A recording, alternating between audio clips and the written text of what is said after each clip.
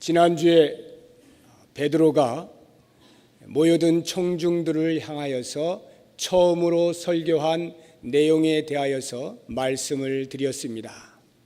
베드로의 설교는 가히 혁명적이었고 폭발적이어서 듣는 사람들의 마음을 움직여 놓았습니다. 그 내용의 핵심은 예수 그리스도였습니다. 예수 그리스도, 그분이 우리의 구원의 길이 되십니다. 예수 그리스도, 그분을 우리가 모셔야 합니다. 예수 그리스도, 그분만을 우리가 믿어야 합니다. 예수 그리스도, 그분을 통하여 우리에게 영생이 있습니다. 선포한 설교를 통해서 엄청난 역사가 일어났습니다.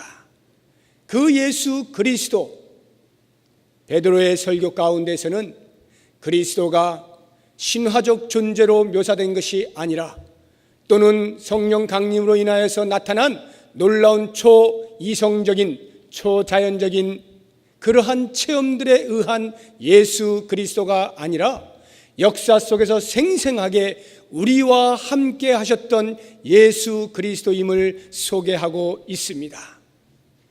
예수 그리스도와 함께 밥을 먹고 예수 그리스도와 함께 걷고 예수 그리스도와 함께 사역에 동참했던 사람들에게 예수 그리스도는 바로 여러분과 함께 했던 이 땅에 태어나 하나님의 사역을 감당한 사람으로 우리 모든 인류의 죄를 위하여 십자가와 부활의 영광을 만끽한 분임을 만천하에 선포한 것입니다. 그러나 그 역사적 사실이 만약 하나님의 계획하심 가운데 있지 아니하다면 그것이 비록 사실이라 할지라도 우리의 구원에는 아무런 영향을 미치지 못할 것입니다. 그래서 베드로는 그 역사적 사실이 하나님의 태초부터 있었던 계획과 섭리와 경륜 가운데 있었음을 말씀하므로 그 예수 그리스도를 통하여 신학적인 사실로 이 땅에 등장하여서 모든 인류의 구원의 빛이 되신 것을 선포하였습니다. 제가 지난주 말씀의 말미에 이렇게 말씀을 드렸습니다. 이와 같은 역사적 사실과 신학적 사실이 있다 할지라도 그것이 만약 한 개인에게 사실로 다가와지는 또 하나의 사실, 신앙적 사실이 없다면 거기에는 아무런 일도 일어나지 않을 것이라 말씀드렸습니다. 오늘 본문의 말씀에는 그 역사적 사실과 신학적 사실로서의 예수 그리스도를 나 개인의 사실로 받아들임으로 나타난 결과가 명백하게 기록이 되어 있습니다. 40절 말씀을 보십시오. 또 여러 말로 확증하며 권하여 이르되 너희가 이 패역한 세대에서 구원을 받으라. 베드로의 외침 가운데 그 결과가 41절에 나옵니다. 그 말을 받은 사람들은 세례를 받으매 이날의 신도의 수가 3,000이나 더하더라. 역사적이고 신학적인 사실인 예수 그리스도가 모여든 청중에게 신앙적 사실로 다가온 결과입니다. 모여든 사람들이 예수 그리스도가 나의 구세주입니다 고백하게 되는 신앙적 사실로 받아들이게 되는 놀라운 역사로 인하여 3,000의 신도가 모여들었다. 3,000의 신도가 구원의 반열에 서게 되었다 말씀하고 있는 것입니다. 모쪼록 우리 부평동북교회가 예수 그리스도 그분을 온전하게 증거하고 나타내고 드러내므로 3,000의 수들이 모이는 역사가 있기를 바랍니다. 5,000의 사람들이 구름대처럼 몰려드는 역사가 우리 교회 가운데 있기를 소망합니다.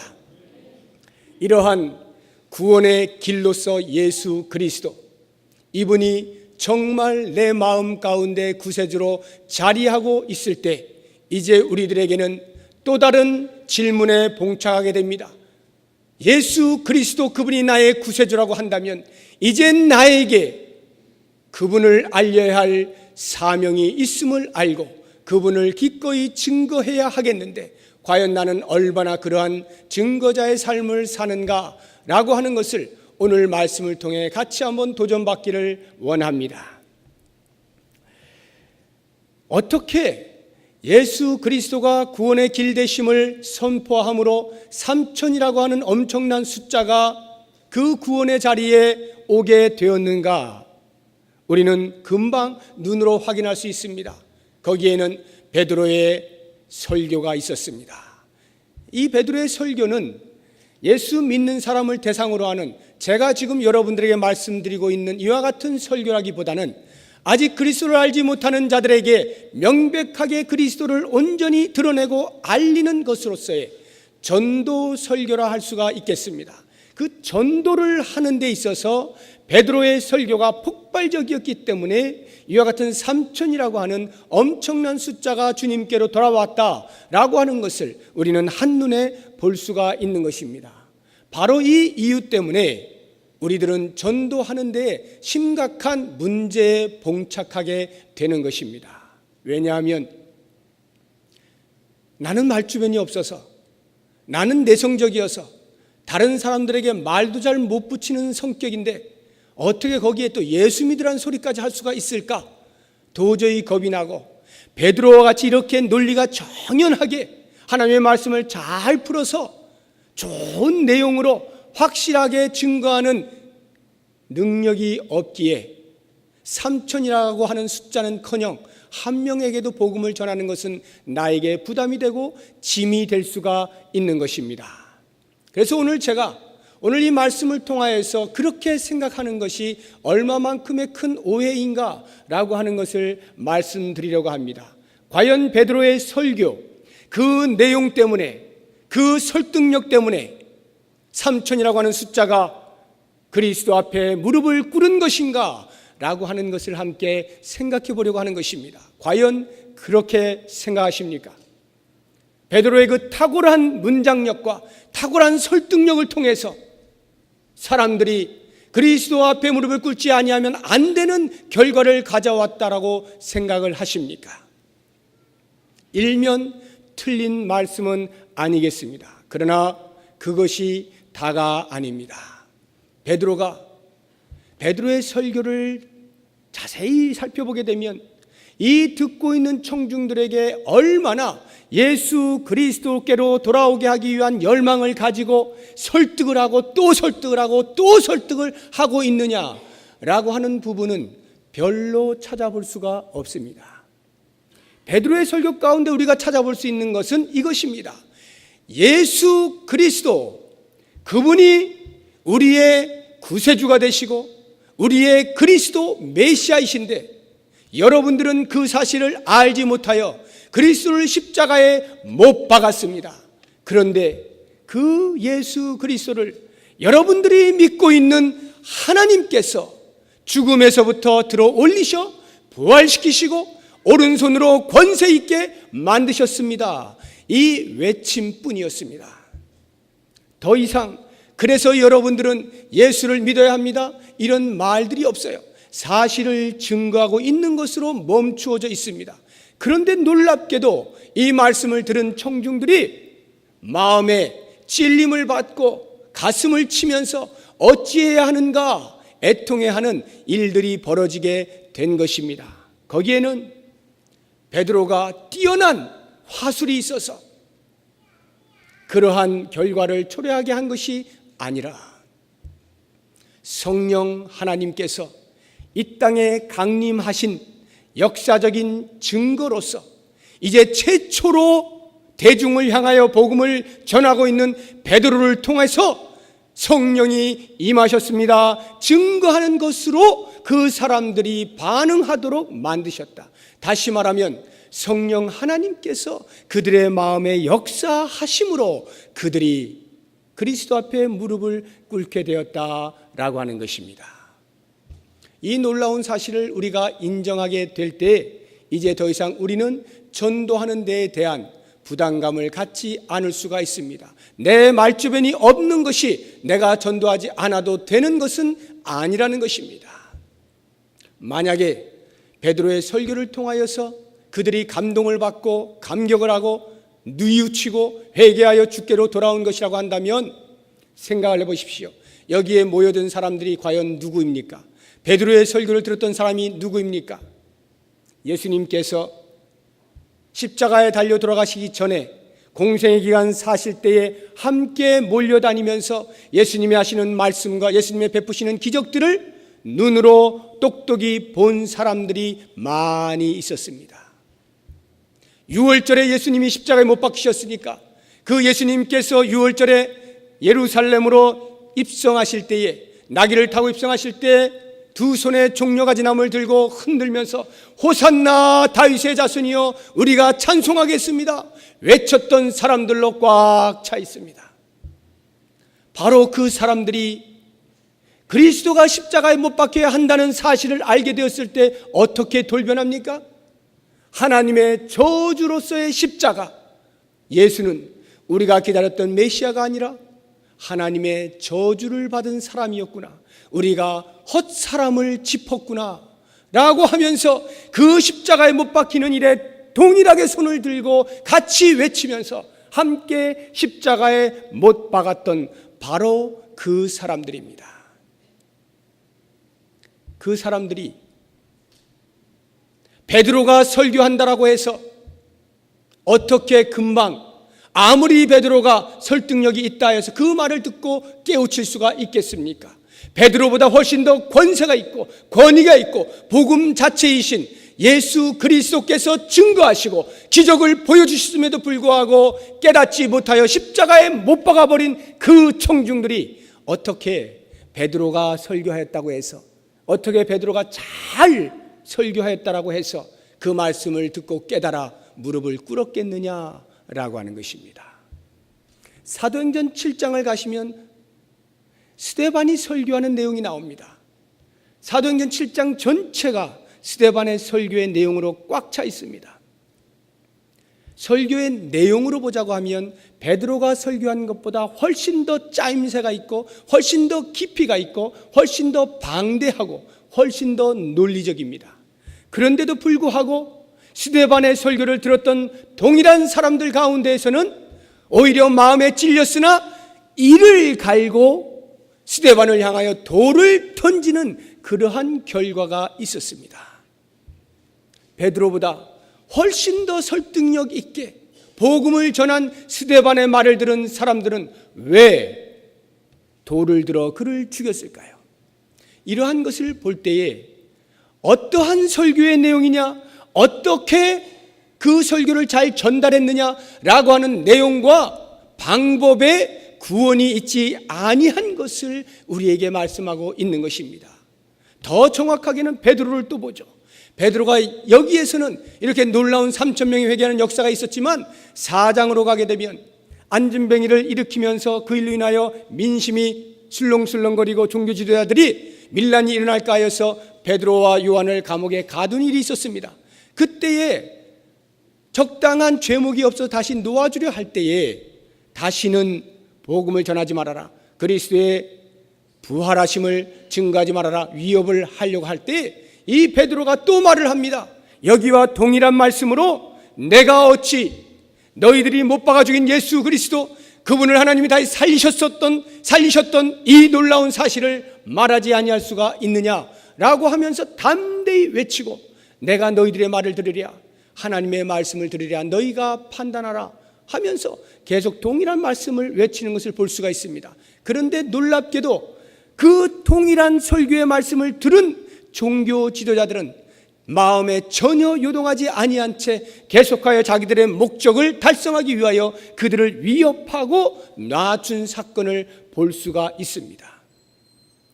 동일한 사람이 동일한 내용을 가지고 동일한 성령의 충만함을 입고 복음을 전하였는데 어떠한 경우에는 3,000이 회개하는 역사가 있는가 하면 어떠한 경우에는 감옥에 가두는 일들이 있고 심지어는 돌을 던지는 그런 일들이 있다라고 하는 것을 볼 때에 구원에 이르는 길은 얼마나 그 내용을 잘 전했는가, 얼마나 설득력 있게 전하였느냐에 달려있지 아니한 것을 우리에게 말씀하고 있습니다. 그러면 핵심이 무엇입니까? 어떻게 모든 인류가 구원의 자리에 이룰 수 있습니까? 오직 한 가지, 성령께서 그 마음에 역사하셔서 갈아뒤엎어 경작시켜 놓았을 때에 복음의 씨앗이 들어가 예수 그리스도가 인식되어지고 그 그리스도를 받아들이는 믿음이 생길 때에 비로소 구원은 있게 되는 것입니다. 그런 면에서 구원은 결코 우리의 안에서부터 우리의 선택에 의하여 주어지는 것이 아닌 위로부터 내려오는 전적인 하나님의 선물인 것을 알 수가 있는 것입니다. 이러한 구원의 성격을 이해하게 될 때에 우리들은 더 이상 이 복음을 전할 때에 나는 말주변이 없어서, 나는 내성적이어서, 나는 한 번도 전도해 본 적이 없고, 말하면 괜히 누가 뭐라 할까 봐, 이러한 것들에 더 이상 연연해 하실 필요가 없는 것입니다. 그래서 우리 주변을 보시면 꼭 말을 잘하는 사람이 전도해서 사람들이 오는 것만은 아니지 않습니까? 때로는 저 사람을 볼 때, 야, 저렇게 어눌하게 말해가지고 어떻게 복음이 전해질 수 있을까라고 생각되어지는 사람이 전하는 그 말씀을 듣고 그리스도를 깨닫게 되는 은혜들을 보게 되지 않습니까? 목사가 전할 때 기가 막히게 막 전도가 될 것 같아도 오히려 하찮아 보이는 어린아이 하나가 전하는 그 말씀에 사람들이 뒤집어지고 들어오는 일들이 있지 아니합니까? 이것이 바로 성령의 하시는 일이라는 거예요. 누가 전했느냐, 어떻게 전했느냐, 얼마나 열심으로 전했느냐라고 하는 것이 문제가 아니라 성령이 과연 듣는 자의 마음에 역사하느냐라고 하는 것이 구원의 키포인트라고 할 때 우리들은 단지 그 일에 필요한 도구로 사용되기만 하면 되는 것입니다. 그러니까 여러분, 입이 작습니까? 말 주변이 없으십니까? 조금만 여십시오. 그냥 예수 믿으세요. 조그맣게 이야기해도 좋고요, 어줍지 않게 얘기해도 좋고요, 담대하게 외치지 못해도 좋습니다. 물론 마음에 확신이 있으면 더 담대해지겠지요. 하지만 그러지 아니하다 할지라도 조그맣게 외치는 그 소리조차도 성령께서 역사하시면 그 듣는 자의 마음을 뒤엎는 거예요. 그래서 하나님께로 데리고 나오게 하시는 것입니다. 구원 얻는 자가 3천이 되는 것이고 5천이 되는 것입니다. 우리 교회에 성령께서 역사하시면 지푸라기 같은 우리의 인생을 통해서도 우리 주변에 있는 사람들에게 복음을 증거할 때에 어찌 나 같은 것을 통하여 복음이 증거될 수 있을까? 놀라운 역사가 일어나는 것입니다. 바로 이 일에 내가 쓰임받는 것에 나를 배제하지 마시고 나를 빼놓지 마시고 기꺼이 그 자리에 참여하심으로, 사랑하는 여러분, 우리가 하나님 나라의 백성들을 불러 모으는 일에 도구로 사용되어지고 통로로 사용되어진다는 이 영광스러움을 왜 누구에게 빼앗깁니까? 왜 나는 아니라고 말합니까? 사랑하는 여러분, 그 자리에 서 주십시오. 그렇게 되어질 때 나머지 일은 하나님께서 하셔요. 그 사람이 구원을 얻느냐 못 얻느냐는 하나님께서 하십니다. 여러분들이 얼마나 열심을 내고 눈물을 흘리고 기도하느냐에 관계없이 하나님이 하십니다. 다만 여러분들은 그 일의 통로가 되어 주십시오. 입술을 벌려 외쳐 주십시오. 그러면 우리 교회의 성령의 역사하심을 통하여 놀라운 부흥의 역사를 맛보게 되실 것입니다. 두 번째로, 이 구원의 길에 이르는 예수 그리스도, 이 구원을 이해함에 있어서 또 하나 우리가 오해하기 쉬운 것이 있는데 그것은 바로 회개와 관련하여서입니다. 예수 그리스도를 믿음으로 말미암아 구원 얻는 것은 다 압니다. 그리고 이 믿음이 하나님의 선물인 것 다 압니다. 그런데 이제 이 회개라고 하는 것과 관련하여서 우리가 오해하는 것이 이러한 것인데, 죄 사함을 받기 위해서, 하나님께 그 죄를 모두 씻김 받기 위해서 우리가 회개하고 세례를 받아야 하는구나 라고 하는 것을 38절의 말씀을 통하여 알 수가 있습니다. 지금 이 듣고 있는 사람들이 마음에 찔려서 우리가 어찌할꼬 외치니까 베드로가 이렇게 대답을 합니다. 너희가 회개하여 각각 예수 그리스도의 이름으로 세례를 받고 죄 사함을 받으라. 이 말씀을 이렇게 이해를 하자고 한다면 이러한 뉘앙스로 받아들여지지 않습니까? 너희가 회개하고 세례를 받으면 죄 사함을 받게 될 것이다. 지금 이 청중들이 대단히 마음이 찔렸습니다. 그리고 어찌해야 될지 몰라서 안타까이 여기고 있었습니다. 그래서 물었습니다. 우리가 어떻게 될까요? 회개하시오. 그러면 여러분들의 마음에 그 부담을 갖고 있었던 죄책감 다 씻겨질 것입니다. 죄 사함을 받게 될 것입니다. 이렇게 이해가 되지 않습니까? 우리는 보통 이렇게 이해를 하고 있어요. 왜냐하면 성경의 다른 곳에서도 이와 유사한 말씀들을 하고 있기 때문에 그렇습니다. 요한일서 1장 9절을 보시면 우리가 만일 우리 죄를 자백하면 하나님은 미쁘시고 의로이사 우리 죄를 사하시며 우리를 모든 불의에서 깨끗게 하실 것이다 말씀하고 있습니다. 우리의 죄를 사하시고 우리를 모든 불의에서 깨끗게 하시는 조건으로 우리가 우리의 죄를 자백하는 것이 나와 있는 것입니다. 그러니까 우리가 자백하는 것, 우리가 회개하는 것, 이것이 우리가 하나님으로부터 깨끗이 죄사함 받는 길로서 전제되어져 있다라고 하는 것이죠. 여기 이 말씀도 바로 그와 같은 것으로 이해가 되어지기 쉽다는 것입니다. 그런데 이 말씀을 자세히 살펴보시게 되면 그러한 뉘앙스가 아닌 것을 알게 됩니다. 혹시 여러분들이 영어 성경을 가지고 계시면 한번 영어를 보세요. 영어를 보시면 이 죄 사함을 받으라 라고 하는 이 말, forgiveness of your sins 라고 하는 그 말 앞에 전치사가 있어요. 그 전치사가 뭐냐면 for라고 하는 전치사입니다. 영어에서 이 for라고 하는 전치사는 뭐뭐를 위하여 라고 하는 뜻이 하나 있습니다. 그렇게 해석을 하게 되면 죄 사함을 받기 위하여 회개하고 주 예수 그리스도의 이름으로 세례를 받으라, 이렇게 해석이 되겠습니다. 그러나 이 말씀을 원문을 자세히 보시게 되면 에이스라고 하는 전치사인데 이 for라고 번역을 했을 때 이것은 뭐뭇을 위하여라고 하는 의미보다는 뭐뭐 때문에라고 번역하는 것이 훨씬 정확한 번역입니다. 뭐뭐 때문에라고 한번 번역을 해보세요. 그러면 제사함을 받았기 때문에 너희가 회개하고 예수 그리스도의 이름으로 세례를 받으라, 이렇게 되는 것입니다. 완전히 바뀌죠. 죄사함 받는 조건으로서 회개와 세례가 아니라 죄사함을 받은 자로서 죄사함을 받았기 때문에 우리는 회개해야 하고 우리는 세례를 받아야 한다라고 하는 것입니다. 여러분, 구원을 이해할 때에 이 사실을 놓치시면 큰일이 납니다. 구원을 어떻게 얻는 것인가?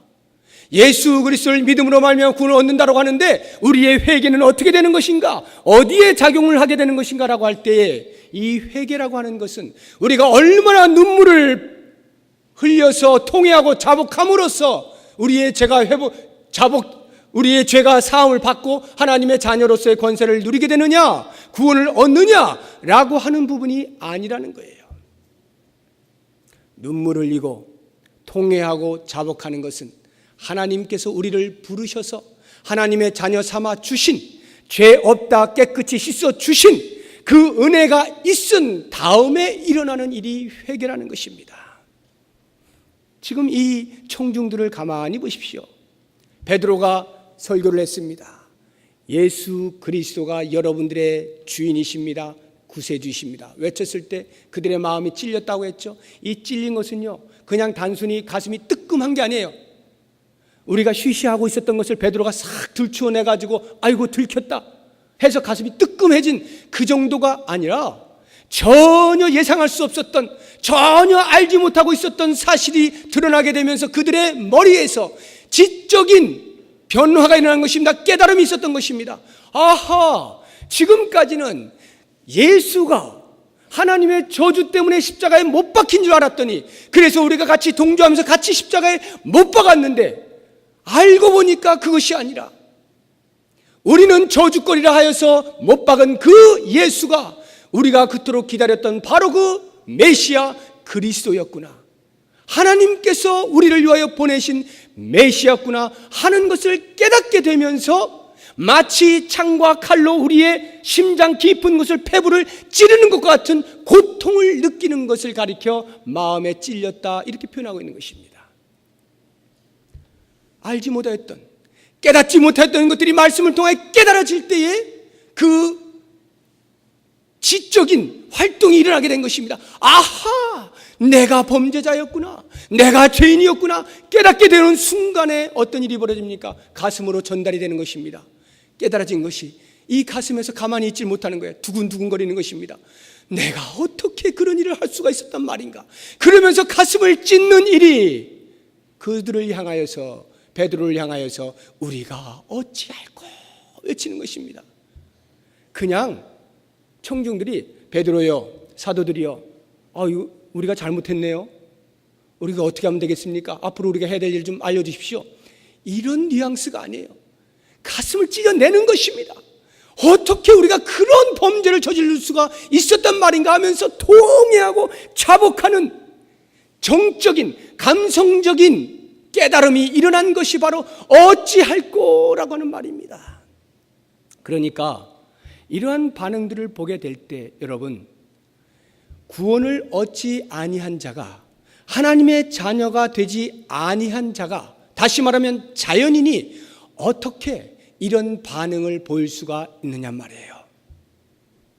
종교 지도자들이 자연인으로서 깨닫지 못하여 스데반에게 돌을 던졌던 사람들이 자연인이기 때문에 깨닫지 못하여 그와 같은 일들을 했다라고 하면, 여기에 이 베드로의 청중들은 하나님의 은혜로 성령의 역사하심으로 말미암아 이미 그 마음이 부드러워지고 기경되어지고 갈아엎어진 상태였기 때문에 그 말씀을 듣는 순간에 지성과 감성이 동원되어져서 가슴을 찢고 어찌할꼬 통회하는 일이 벌어졌다라고 하는 것입니다. 죄사함을 받게 되니까, 하나님의 백성으로 부름을 받은 후에야 비로소 그들은 이와 같은 반응을 보일 수가 있었다는 거예요. 그렇다고 하면 문제는 이것입니다. 왜 그렇게 회개를 이미 하고 있는 사람들이 베드로에게 질문을 던질 것이며, 그 질문을 받은 베드로가 어떻게 너희가 회개하라고 또 말을 하는가라고 하는 것이죠. 회개라고 하는 것은 정말 정확한 의미는 우리의 머리로 깨닫고 우리의 감정이 아하 그렇습니다 울고 불고 하는 그것으로 맞춰지는 것을 회개하지 않습니다. 한 걸음 더 나아가 의지적인 행위의 변화가 있을 때 진정한 회개를 하는데, 그 의지적 행위, 다시 말하면 지금까지는 내가 내 삶의 방식을 따라 살아왔고, 지금까지는 나의 중심으로 살아왔고, 지금까지는 예수가 내 변방에 있어 왔지만 이제는 예수를 내 중심에 모시고 지금부터는 내가 그리스도를 중심하여 삶의 방식을 송두리째 바꾸고, 지금까지는 내가 옛 성품을 따라 살았고 옛사람의 옷을 입고 있었지만 이제는 그리스도로 말미암아 새로운 옷을 입는 이러한 행위적 변화, 의지의 회개, 이것이 있을 때 진정한 회개가 일어나는 것입니다. 지금 베드로가 외치고 있는 것은 바로 이 부분입니다. 비록 청중들이 머리로 깨닫고 마음으로 깨달아 통회하고 자복하는 일이 있었지만, 그래서 어떻게 살아야 하는 것입니까? 라고 하는 부분에 대해서는 알지 못했던 거예요.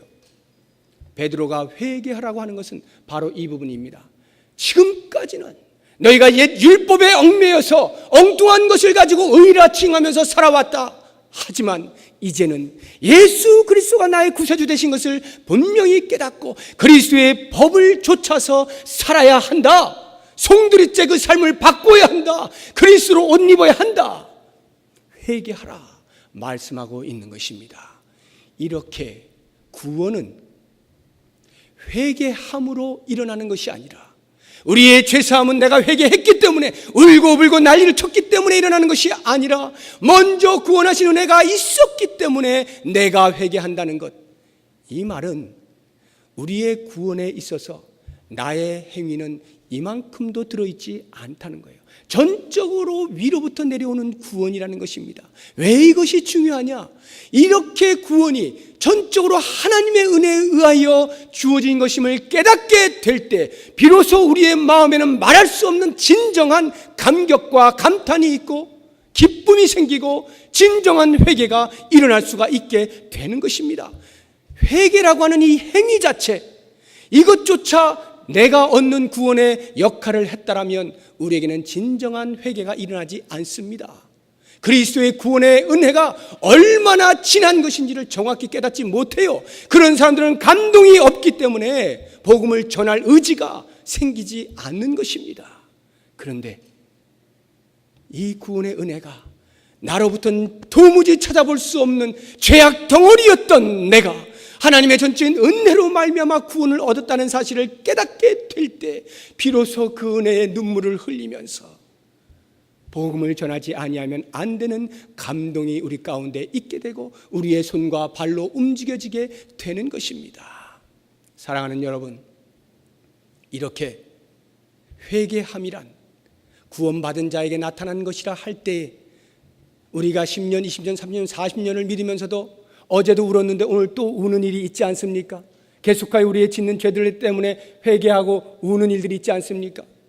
단지 그렇게 자범죄로 인하여서만 우는 것이 아니라 내가 하나님의 사람으로 그 거룩한 구원의 은혜를 입은 사람임에도 불구하고 여전히 바른 삶을 살지 못하는 것에 대한 안타까움으로 통회함으로 눈물을 흘리게 되는 것입니다.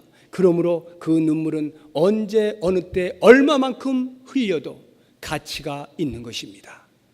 구원을 얻기 위하여 흘리는 것이 아니라 구원을 얻은 자이기 때문에 그 은혜에 감격하여 우는 것이고 그렇게 살지 못하는 것 때문에 애통하여 우는 것입니다. 이러한 우는 일이 있을 때 우리는 구원 얻은 자의 삶을 보게 되는 것입니다.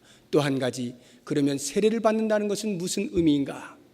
죄 사함을 받았기 때문에 세례를 받는다는 것은 많은 사람들 앞에 더 이상 내가 쉬쉬하면서 속여가면서 움츠러들면서 어떤 사람들이 있을 때는 예수 안 믿는 사람처럼 하다가 또 예수 믿는 사람들끼리 같이 모였으면 그저 조금 티 내다가 이렇게 사는 것으로서가 아니라 공식적으로 나는 이제 예수 그리스도를 위하여 살고 예수 그리스도를 위하여 죽는 자입니다 라고 하는 것을 선포하는 것이 세례입니다. 예수 믿는 공동체 안에서 비록 선포하는 것이라 할지라도 이 세례는 교회 안에서만 유효한 것이 아니라 내 삶 전체를 지배하는 것이 세례입니다. 그러므로 내가 있는 곳이 가게가 되었든 가정이 되었든 사업터가 되었든 직장이 되었든 학교가 되었든 어디가 되었든 내가 있는 곳에 나는 세례인으로 사는 것입니다. 예수 그리스도와 함께 죽고 예수 그리스도와 함께 다시 사는 그리스도와 연합한 자로 사는 사람입니다 라고 하는 것을 공식적으로 선포하는 행위가 바로 세례입니다. 죄사함을 받았기 때문에 가능한 것입니다. 세례를 받으셨습니까? 세례 받으신 삶을 사십시오. 부끄러워하지 마십시오. 두려워하지 마십시오. 너 교회 다녀? 아유야. 이런 소리 이 땅에서 우리가 들어야 할 가장 가치 있는 소리입니다. 예수를 믿는다는 것만큼 더 큰 가치가 없는 것입니다. 그리스도를 믿는다는 사실을 숨기지 마십시오. 드러내십시오. 세례인으로 사십시오. 인침 받은 자로 사십시오.